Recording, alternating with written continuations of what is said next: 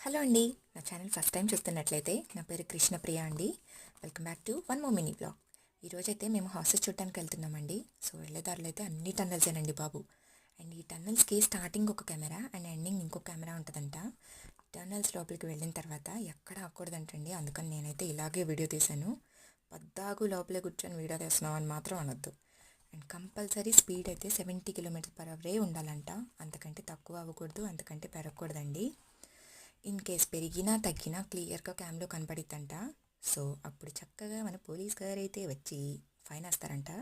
So ఈ tunnel అయితే చాలా పెద్దదండి. వెళతానే ఉన్నాం.